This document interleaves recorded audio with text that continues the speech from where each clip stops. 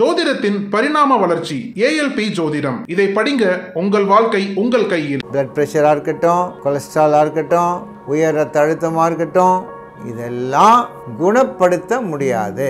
எந்த அளவுக்கு அது அதிகமாக இருந்தாலும் அதை நம்ம என்னைக்கு ஒரு பிபி இருக்குது அப்படின்னு சொல்லி முடிச்சிட்டோமோ, தயவு பண்ணி இந்த பிளட் ப்ரெஷர்னால என்னென்ன பாதிப்புகள் ஏற்கனவே ஆயிருக்கு, முக்கியமாக கண்ணு, பிரெயினுடைய ஆக்டிவிட்டி, இருதயத்தினுடைய கண்டிஷனு, கிட்னியினுடைய கண்டிஷனு, அப்படியே நமக்கு கொலஸ்ட்ரால் இருக்கா, நமக்கு சுகர் இருக்கா அப்படின்றதையும் நம்ம செக் பண்ணிட்டா நமக்கு ரொம்ப நல்லது. வணக்கம், நான் டாக்டர் ராஜேந்திரன் பேசுகிறேன். நம்ம இது வரைக்கும் உயர் ரத்த அழுத்தத்துக்கான அறிகுறிகளை பற்றி போன முறை நம்ம பார்த்தோம்.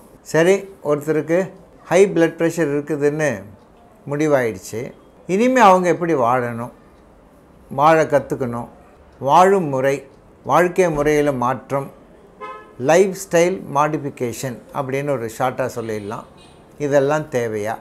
உணவு முறை, உறங்கும் முறை, உடற்பயிற்சி, அப்படி பலவிதமான அன்றாட வாழ்க்கையில் சில பல மாற்றங்களை நாம் தொடர்ந்து செய்யும் போது இந்த பிளட் ப்ரெஷரினுடைய தீவிரமான தன்மையை நாம் வெகுவாக குறைப்பதில் எந்த சந்தேகமே இல்லை. எனவே நான் இப்போ சொல்ல போகிறது கொஞ்சம் கவனமாக கேட்டுக்கோங்க. உங்களுக்கு ஒரு ஆளுக்கு ஹை பிளட் ப்ரெஷர் இருக்குதுன்னு ஒரு மருத்துவரால் உங்களுக்கு ஒரு அறிக்கை கொடுக்கும்போது உடனே அந்த டாக்டர் மேலே கோவப்படாதீங்க. தயவுசெய்து அவருக்கு பிளட் ப்ரெஷரே பார்க்க தெரியலேன்னு அவர் மேலே வருத்தப்படாதீங்க. இது தவறு. நிறைய சமயங்களில் இதனால் என்ன பண்ணுறீங்க, நீங்கள் அந்த பிளட் ப்ரெஷர் பார்த்த அந்த குறிப்பை யாருக்கிட்டேயுமே காமிக்காமல் அதை கிழித்து போடுறவங்களும் நான் பார்த்துருக்கேன். இல்லை, அது பத்திரமா யாரு கண்ணுக்கும் படாத தனக்குள்ளேயே வச்சுக்கிறவங்களும் நான் பார்த்துருக்கேன். தயவு பண்ணி அதுக்காக போய் தண்டோரா பாட்டு நான் பின்னிலேருந்து நான் ஐபிபி பேஷண்ட்டுன்னு சொல்ல வேண்டிய அவசியம் இல்லை. அதற்குள்ள நடவடிக்கைகளை நம்ம எடுத்துக்கொள்ளணும்னு தான் நான் சொல்கிறேன். என்ன செய்யலாம்? முதலாவது, வாழ்க்கை முறையில் இப்போ இந்த தற்காலத்தில் வேறு எல்லாமே ஹை ஸ்பீடில் போயிட்டுருக்கோம், எல்லாமே ஹை டென்ஷனில் போயிட்டுருக்கோம், எல்லாமே ஹை ப்ரெஷரில் போயிட்டுருக்கோம்.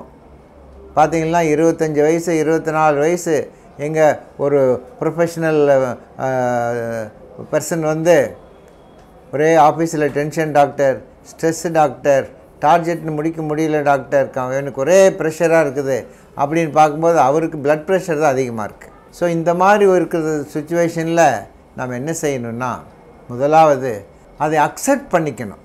நிறைய சமயங்களில் அக்செப்ட் பண்ணுறதுல பிரச்சனை இருக்கிறதுனால தான் அதுக்குள்ள மரியாதை நம்ம கொடுக்கறதில்ல.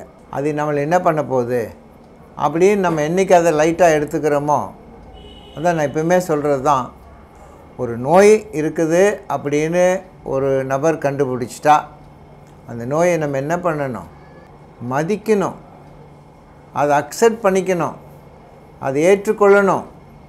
இல்லைன்னா நம்ம அதை உதாசீனப்படுத்தினோம்னா, அதை நம்ம நெக்லெக்ட் பண்ணோம்னா, அது என்ன பண்ணிட போகுதுன்னு லைட்டாக எடுத்துக்க ஆரம்பித்தோம்னா அதனால் நாம் மிதி தான் படுவோம். ஸோ கண்டிப்பாக நீங்கள் மிதிப்படக்கூடாது. அது எந்த நோயாக இருக்கட்டும், சாதாரண ஒரு சிம்பிள் வைரஸ் காய்ச்சலாக இருந்தால் கூட அதுக்குள்ள மரியாதையை நம்ம செஞ்சால் தான் அது நம்ம மேலே இரக்கம் பாராட்டி நம்மளை விட்டு சீக்கிரமாக போகும். இதுதான் நான் கண்ட உண்மை. ஆனால் அது முக்கியமாக இந்த மாதிரி இந்த ஒவ்வாத நோய்கள், எப்படி நான் கம்யூனிகபிள் டிசீசஸ் இருக்குல்ல, like blood pressure, sugar, over weight, cholesterol, ulcer, இந்த மாதிரியான ஒரு ஸ்ட்ரெஸ் ரிலேட்டடான வியாதிகளுக்கு கண்டிப்பாக நம்ம ஒரு தீர்வு காணலாம். ஆனால் ஒன்று மட்டும் ஞாபகம் வச்சுக்கணும், பிளட் ப்ரெஷராக இருக்கட்டும், கொலஸ்ட்ராலாக இருக்கட்டும், உயர் ரத்த அழுத்தமாக இருக்கட்டும், இதெல்லாம் குணப்படுத்த முடியாது. ஷாக் ஆகிடாதீங்க. ஆனால் அதே சமயத்தில் ஒரு ஆறுதலான பதிலும் இருக்குது. எந்த அளவுக்கு அது அதிகமாக இருந்தாலும் அதை நம்ம கொஞ்சம் கொஞ்சமாக குறைச்சி ஒரு சீரான நிலைமையில் அதை நார்மலுக்கு கொண்டு வந்து அப்படியே அதை கட்டுப்பாட்டுக்குள்ளே நாம் வாழ்நாள் பூரா வச்சுக்கலாம். இதுதான் சக்ஸஸ். 4 நாள் மாத்திரை சாப்பிடணும், அதுக்கப்புறம் எனக்கு பிபி எனக்கு வரவே கூடாதுன்னு எதிர்பார்த்து தப்பு கணக்கு போடக்கூடாது. இதில் நிறைய பேர் ஏமாந்து போகிறாங்க.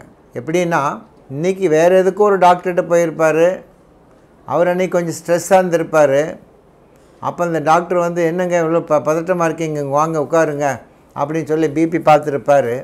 அவருக்கு ஆச்சரிய ஷாக்காக இருக்கிற மாதிரி ரொம்ப ஹை லெவலில் ஒரு 180/100 or 110 அந்த மாதிரி ஒரு ஹை லெவலில் ஒரு பிபி ரெக்கார்ட் ஆகியிருக்கும். அதை அந்த பேஷண்ட்டுக்கிட்ட சொல்லுவார். சொன்னது மட்டும் இல்லைங்க, நீங்கள் கொஞ்ச நேரம் உட்காருங்க வெளியில், நான் திருப்பி இன்னொரு தடவை நான் பார்த்து சொல்கிறேன், கொஞ்சம் படங்கட்டும் அப்படின்னு சொல்லி அவர் வெளியில் உட்கார வச்சு ஒரு 15 நிமிஷமோ 20 நிமிஷமோ திருப்பி வந்து, ஆனால் அந்த 15 நிமிஷம் அவர் வெளியில் உட்கார வைக்கிறதுக்குள்ளே நாங்கள் படுற பாடு வெளியில் இருக்கிறவங்ககிட்ட கேட்டுக்கிட்டே இருப்பார். நான் போய் இன்னொரு தடவை பார்க்குறேங்க, டாக்டர் கூப்பிட்டாருங்கன்னு சொல்லி அதுலேயும் அந்த டென்ஷன்லேயே அந்த பிபி குறையாதுங்க. சரி, எப்படியோ ஒரு 15 நிமிஷம் பொறுத்து பார்த்து ஒரு 10 குறைஞ்சி போச்சுன்னு வச்சுக்கோங்க. நாங்கள் சொல்லி அனுப்புவோம், நீங்கள் திருப்பி நாளைக்கும் வாங்க, 2-3 நாள் தொடர்ந்து பார்ப்போம், 2 கையிலையும் செக் பண்ணி பார்க்கலாம். ஏன் சில சமயத்தில் காலில் கூட நாங்கள் பிபி செக் பண்ணி பார்ப்போம், எல்லாம் பார்க்கலாம், ஒன்றும் தப்பு இல்லை. அது தொடர்ந்து அந்த இரத்த கொதிப்பு அதிகமாக இருக்கும் போது தான் அவங்களுக்கு ஒரு இரத்த கொதிப்பு நோயாளி என்கிற பட்டத்தை சூட்டுகிறோம். இதை நம்ம மறந்துடக்கூடாது. ஆனால் சில நபர்கள் என்ன பண்ணுறாங்கன்னு சொல்லிடுறேன். சரி, மாத்திரை எழுதி கொடுப்பார் டாக்டர், ரொம்ப அதிகமாக இருக்குது, பிபி கொஞ்சம் தான் குறைஞ்சிருக்கு அப்படின்னு சொல்லி ஒரு மாத்திரை எழுதி கொடுத்துருப்பார். இவர் திருப்பி போயிட்டு ஒரு 4 நாள் பொறுத்து வாங்க அப்படின்னு சொல்லியிருப்பார். இவர் சின்சியராக மாத்திரை வாங்கிட்டு வந்து இந்த டாக்டரே வாய் திறந்து தண்ணி ஊற்றி முழுங்கி சொல்லி இன்னொரு 10 நிமிஷம் உட்கார வச்சுருப்பார். இதெல்லாம் நான் செய்கிறேன், அதனால தான் நான் அவ்வளோ வேகமாக சொல்கிறேன். உட்கார வச்சு பிபியை கொஞ்சம் நார்மல் ஆக்கி, இப்போ பிபி கொஞ்சம் குறைஞ்ச மாதிரி இருக்குது, அதனால் நீங்கள் இந்த மாத்திரையை தொடர்ந்து சாப்பிடுங்க, நீங்கள் கண்டிப்பாக ஒரு நாள் மாத்திரை இருக்கும்போதே வந்து செக் பண்ணிக்கோங்க, அப்புறம் மற்ற உடம்புல வேறு ஏதாவது பிரச்சனை இருக்குதான்னு செக் பண்ணிக்கணும் அப்படின்னு ஒரு ரெக்வஸ்ட்டாகவும் சொல்லுவோம், ஒரு ஆர்டராகவும் சொல்லுவோம், கண்டிப்பாகவும் சொல்லுவோம். எல்லாத்துக்கும் தலையாட்டிக்கிட்டு ஆளை விட்டா போதுன்னு சொல்லிட்டு போயிடுவாங்க. போனவங்க சும்மா இருக்க மாட்டாங்க.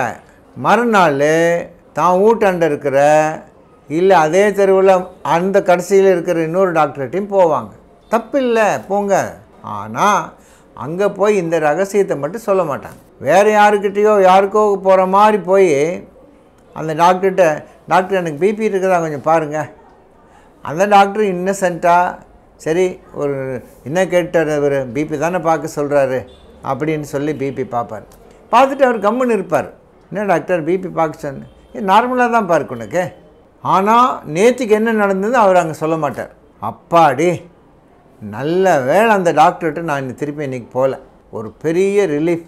அங்கே போயிருந்தேன்னா என்ன ஆகியிருக்கும், இதே மாத்திரை 4 நாள் சாப்பிட்டு எனக்கு பிபியை ரொம்ப டவுன் ஆகி அதுலேயே நான் வந்து காம்ப்ளிகேஷனுக்கு போயிருப்பேன், எனக்கு எப்படி பிபி வரும் அதானே அப்படின்னு சொல்லிட்டு தன்னையும் ஏமாற்றிட்டு அந்த டாக்டரையும் ஏமாற்றிட்டு தன் குடும்பத்தையும் ஏமாற்றிட்டு, ஆனால் தலைவிதியை மட்டும் ஏமாற்ற முடியாது.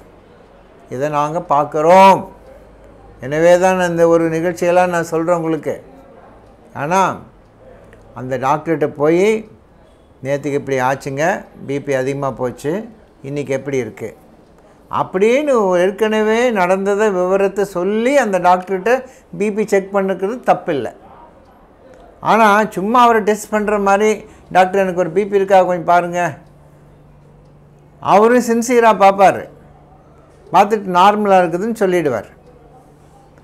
அன்றைக்கி அந்த மாத்திரையும் அந்த ப்ரிஸ்கிரிப்ஷன் கிழிச்சு போட்டவர் தான் 1 வாரம் பொறுத்து எமர்ஜென்சியில் உள்ள மூளைக்குள்ளார இரத்த கசிவோடு வந்து மயக்கத்தில் அன்கான்ஷியஸாக வருவார். இது நாங்கள் விளையாட்டாகவே நான் சொல்லலை, சீரியஸான ஒரு நிகழ்வாக நான் சொல்லிகிட்ருக்கேன்.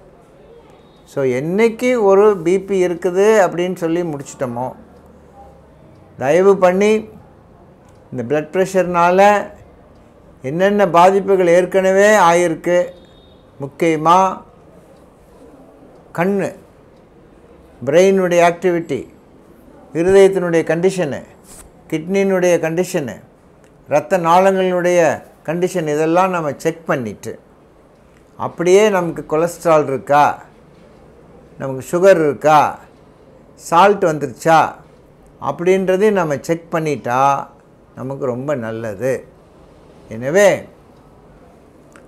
ஹை பிளட் ப்ரெஷர் இருக்குதுன்னு ஒருத்தருக்கு டயக்னோஸ் ஆகி உறுதி ஆகும் பட்சத்தில் அதை நாம் ஏற்றுக்கொண்டு இதற்கு என்ன வழிமுறைகள், வாழ்க்கை முறையில் என்னென்ன மாற்றங்கள் கொண்டு வரணும் என்பதை நம்ம வருகிற காட்சிகளில் நம்ம பார்க்கலாம். நன்றி, வணக்கம்.